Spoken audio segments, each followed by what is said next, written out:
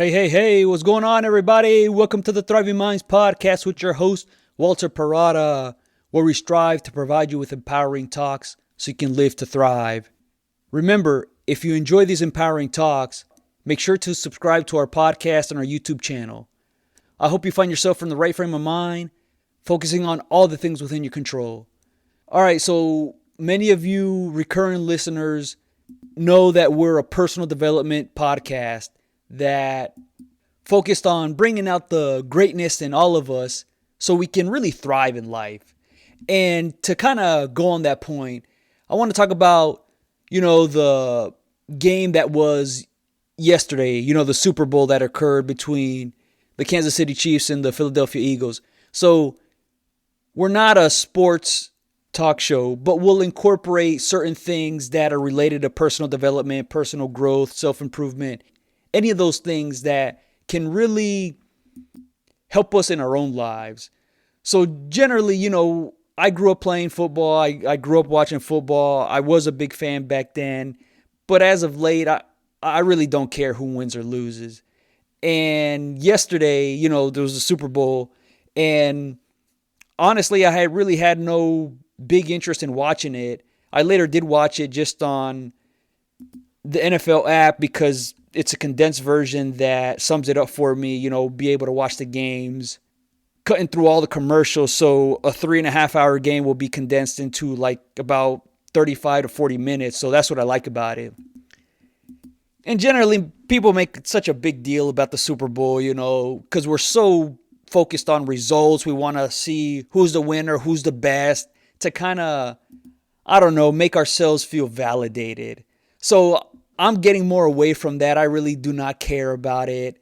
And the last couple years, I still do watch football, but it's mainly just to watch these players grow individually and how these teams grow as well, how they come together. I'm really seeing it as a growth opportunity, both for myself personally, and hopefully I can share some stories that might help you, the listeners, because I know they helped me for sure. So yesterday, not really trying to avoid the game, but I actually had stuff to do. I went to Costco and grabbed, a bunch of things that I need for the month. And so that took up my whole day. And it's about like a 2-hour drive from where I live to the Costco. So it's a whole day trip, right? But one thing I do consistently watch, more so than the games themselves, is the pregame shows, because you have a lot of former players, former coaches with a lot of good insight about teams and players in general that can make the difference in them performing well. So I really like more of that, how they discussed adversity and challenges and how these players and coaches overcome them, because it shows us, if they can do it, we can do it as well. Certain aspects that they do, we can apply to our own lives. So that's what I like about it. So it was late in the evening, and after the game's over, I watched it on condensed version, and I'm watching things play out, and I really didn't care who won. I was excited to see, certain things unfold, how certain players stepped up, how many of these players on each side of the ball, each of these teams, how they handle themselves well, even when there were really tough times on certain moments. And I'm really not going to get into all the details here of how the game went. It was a lopsided victory. So the Philadelphia Eagles beat the Kansas City Chiefs. The Kansas City Chiefs were on their way to try to win 3 Super Bowls in a row. So that in itself was very impressive. And just one thing of note, when any particular team or somebody is doing particularly well over a long period of time, there does tend to be a certain amount of jealousy. We want to see them lose or things like that. And that's kind of unfortunate. For me, like I said, I really wasn't too vested. I really didn't care who won or lost the game. But I did watch the game because I wanted to see, hey, can the Kansas City Chiefs actually do this? Can they win a 3rd consecutive Super Bowl? Because just being able to watch that is really impressive. just the amount of consistency that these guys have been able to operate with, I wanted to see. So as the game progressed, it kind of got out of hand. And I admire how the Kansas City Chiefs, a lot of their players, handle themselves like great professionals. They continue to play hard. It's just, they were up against a very tough opponent. And one thing that I'm particularly fond of is the post-game interviews. I like to hear both sides of the ball. Obviously, whoever wins, they're the ones that get all the attention. They're the ones that get all the questions. Hey, how's it feel? What was going through your mind as the game's progressing? When the clock finally hit 0 and you were Super Bowl champions, how's that feel like? All that jazz. But I also really like hearing what the losing team has to say, because in how they handle those tough moments says so much about their character. Just to give a little bit of background, the head coach of the Kansas City Chiefs, who were the two-time defending Super Bowl champs going on for a third, Andy Reid, he handled himself with such class, with such a high amount of professionalism, and he answered the question and he says, we simply weren't good enough. They outcoached us. They just did everything better than us, and we'll learn from this. And that might sound like coach speak, but, being in his shoes is a very difficult thing to do. To be able to process that, all those emotions, those very strong emotions of like, damn, we missed out on this, what could have, should have been. I could have done this a little bit better. But it serves as a learning opportunity. And for those that may not be aware, Patrick Mahomes, he's the quarterback of the Kansas City Chiefs. He's won 3 Super Bowls with them. It would have been potentially 3 straight. And him too, he's such a great leader, answers the questions, and he just says, I didn't play up to my standards and a lot of this fell on me.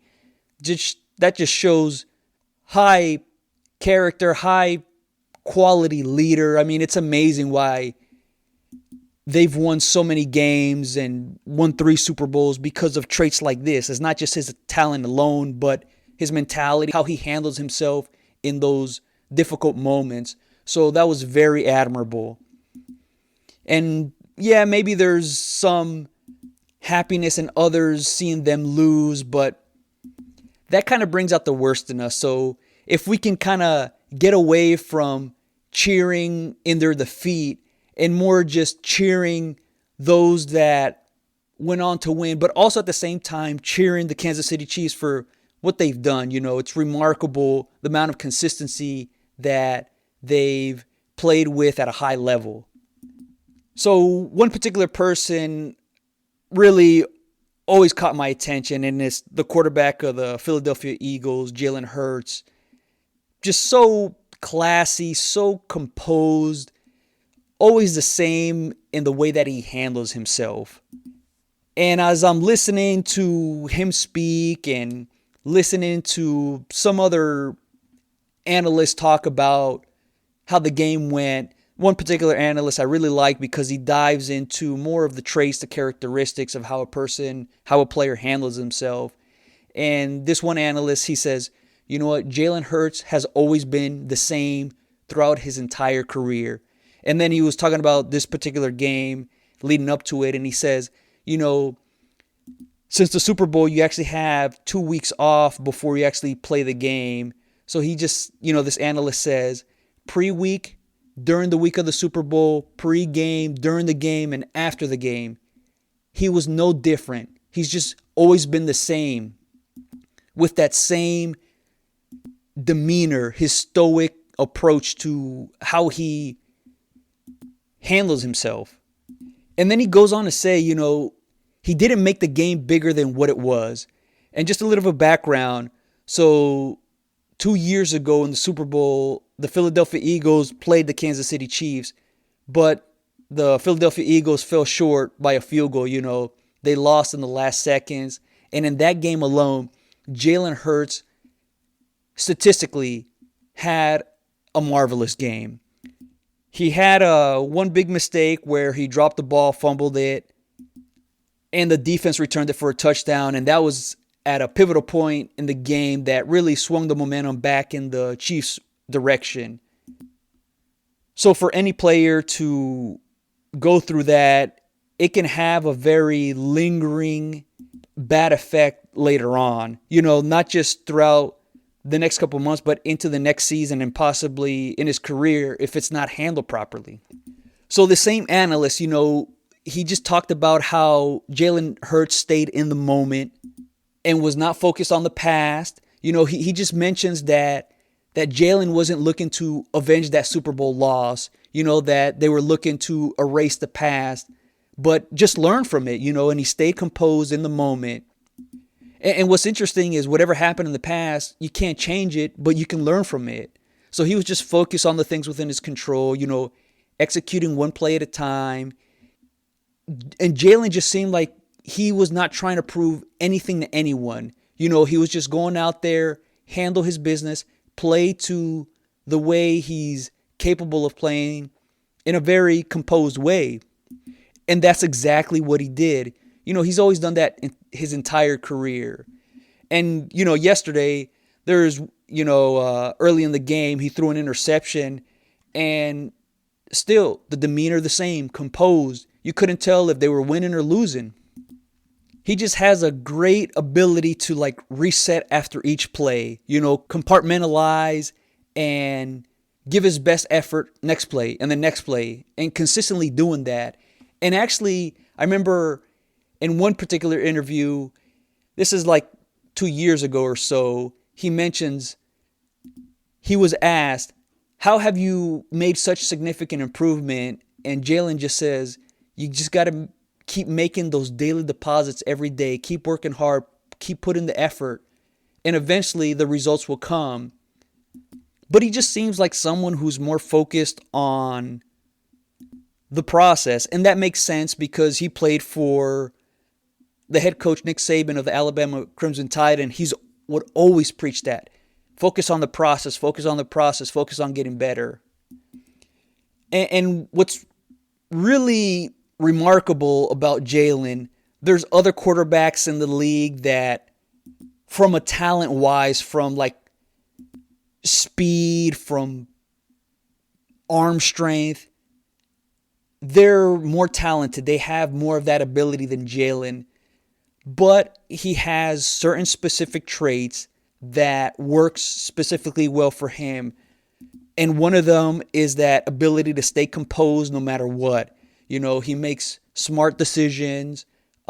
He's not trying to be something he's not, just leaning into who he is, leaning into his strengths. So that's something I always admired. Remember, if you enjoy these empowering talks, make sure to subscribe to our podcast and our YouTube channel. And then in one particular post-game interview, I think this is after the celebration kind of settled down and he's taking questions from the media.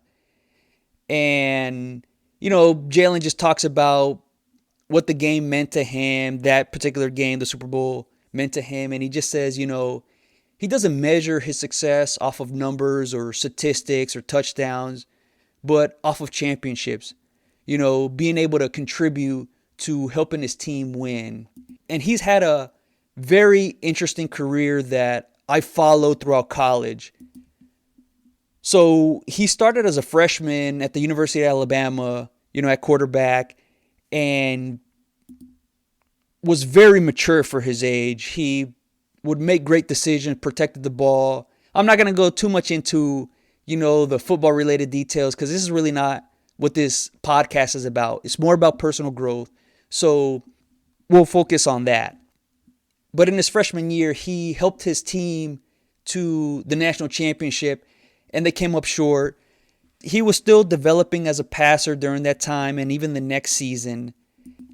But by that next season, he was just kind of hitting a wall and even regressing as a football player.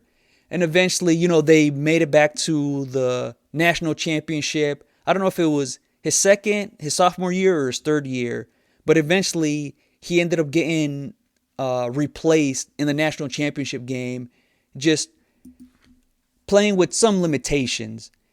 And the quarterback who took over for him, Tua Tagovailoa, that's when he exploded on the scene and, led the team to victory. But throughout all that, Jalen was such a great leader, such a great person, because, he was supportive to his teammates. He just handled himself so extremely well, didn't pout, and was just thinking about, all right, how can I contribute? How can I help the team win? Whatever you guys need from me. And it always seemed very genuine. So after that year, he stayed with the University of Alabama. He had that talk with Coach Nick Saban to see what the plan was for him. And Jalen actually stayed an extra year there as a backup to kind of further develop himself as a football player. And the coach was very supportive of him of that. But after that year, he transferred to another school and he really, thrived. He continued to develop, continued to grow, and became a better and better passer, better and better football player. So he eventually transferred to University of Oklahoma, and obviously, he just played a lot better, looked really good. And then that following year, I think it was 2020, he was drafted in the second round. To put it into perspective, he was considered a good quarterback, but not as great as some other ones. And he just continued to develop. And 2 seasons ago, when they made it to the Super Bowl, there was one particular story that I heard that really highlighted his strong work ethic. So in pro football, every team has an off week where they don't have a game so they can let themselves rest and recover. As they're going into that bye week, that off week, the coaches are preparing the game plan of what the players are going to do for the upcoming game. And Jalen was right in the building late at night waiting for the game plan. He wanted it in his hands. That way he can go over it and review it. And his head coach, Nick Sirianni, tells him, Jalen, just go home, man. It's the off week. No, I want to get a head start on this. I just want to get familiar with what the plan is. That way I'm more prepared for when I come in tomorrow. So that showed his strong work ethic.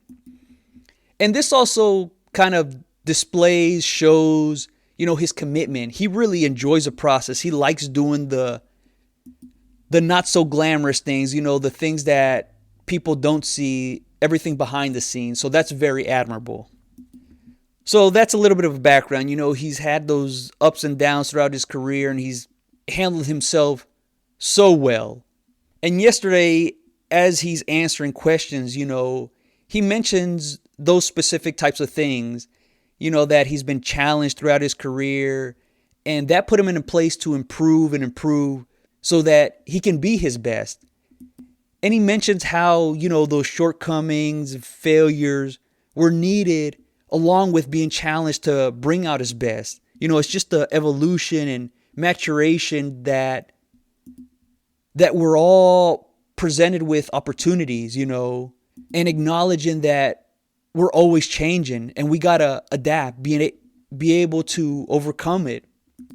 And there was one particular reporter that asked him if there was one specific memory that stood out during the season that really sums up the whole season.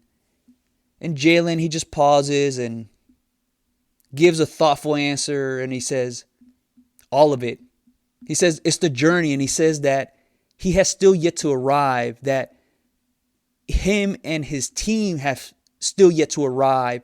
And that's all led by the effort, and the energy that they put in. So it just shows, it's just very refreshing to hear that from athletes, especially athletes that win, that it's not all about the end results, that it's about the journey, because really it is. You make those fond memories with your teammates. And this applies to whatever we do in life. We make those fond memories with our loved ones, with our friends, with the people that we work with. that it's not just the destination. We consistently hear this, but do we really understand it? That yeah, it's not just the destination, but who you get to share it with, who's along the ride with you. That's what makes it more memorable. That's what makes it more enjoyable. So it was just so refreshing to hear this. And it's refreshing because I honestly haven't heard it from an athlete in a very long time, or I can't even recall an athlete talking like this, because it's always about the results, always about winning, we got to be the best.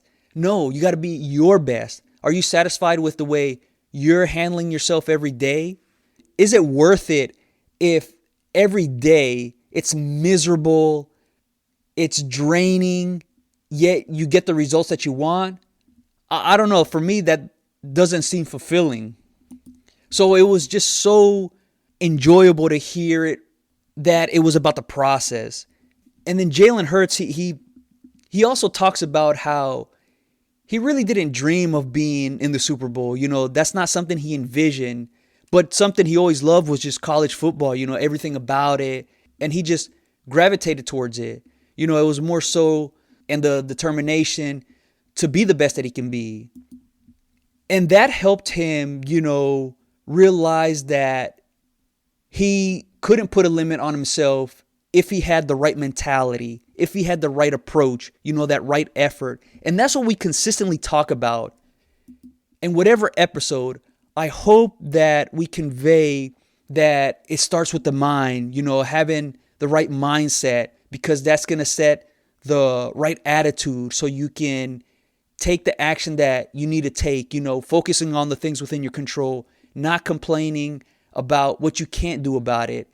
And Jalen Hurts and the Philadelphia Eagles, they just kind of embody that, of just continuously focusing on what you can do about it.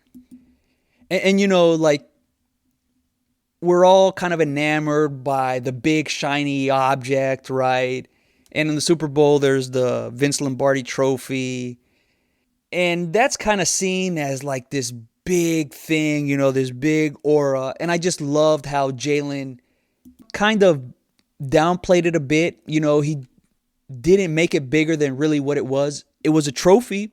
And that trophy is not special by itself, but what it represents, because it represents the journey that it took to get there.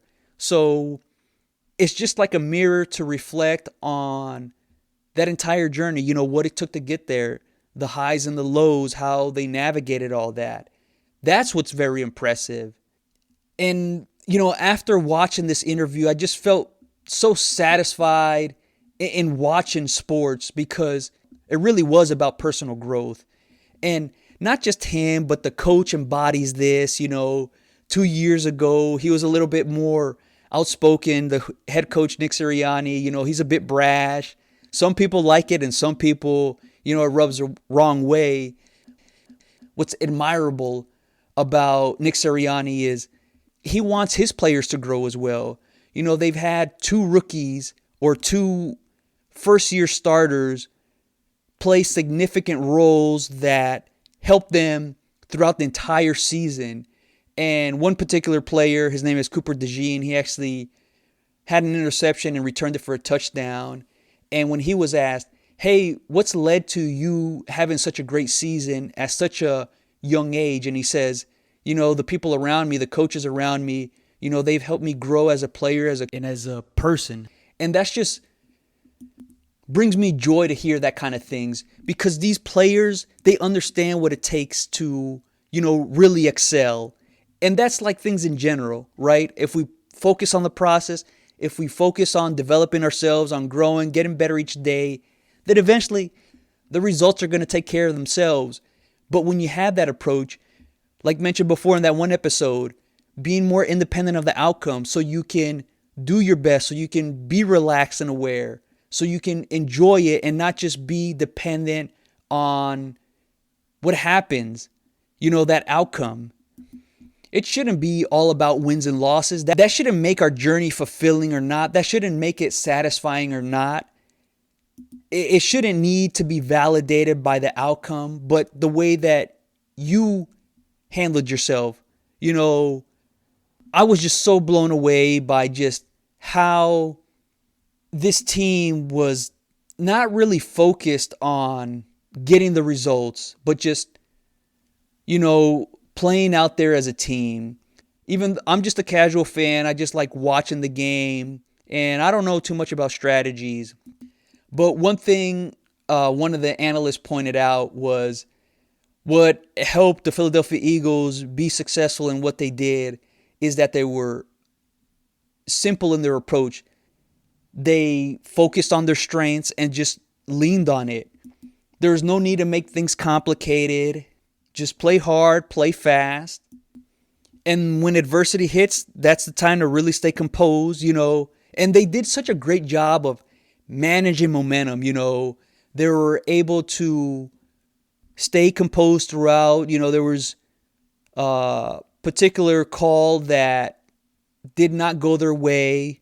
A ref threw a flag, and one of the leaders on the team, Saquon Barkley, he calmed his teammates down, and he says, calm down, And that's such a great way to get his guys to move on. It shows his high emotional intelligence. Because if you let your emotions get the best of you, then it's going to affect how well you do on the next play. If you're focused on, hey, that's unfair, now your focus isn't there to effectively execute on what you need to get done. Yeah, the game, but the interviews really just had me drawn to their perspective.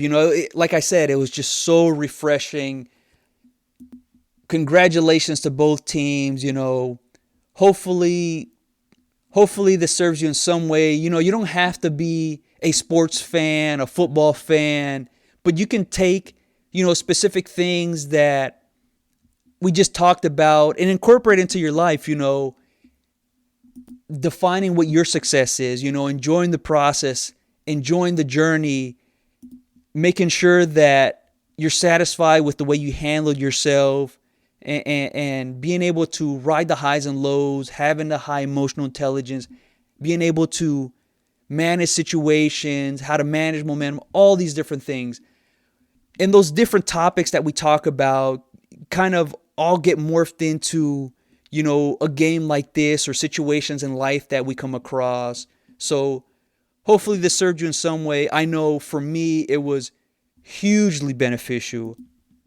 Like I said, just so refreshing to hear this type of perspective from these high-performing athletes, to know that their effort does not need to be validated by a trophy, by an outcome, by what others think, because only what they think is what's important. Remember, we mentioned this before. If it's good enough for you, then that's all you need.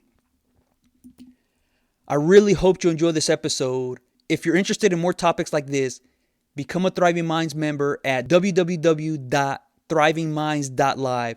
It's your personal development resource so you can build that right mindset so you can live to thrive. And remember, when you become a Thriving Minds member, you're going to get access to our holographic Talking Face app. And this is just to talk about whatever's on your mind. And it's there to actually strengthen your mindset. It's your mental fitness partner.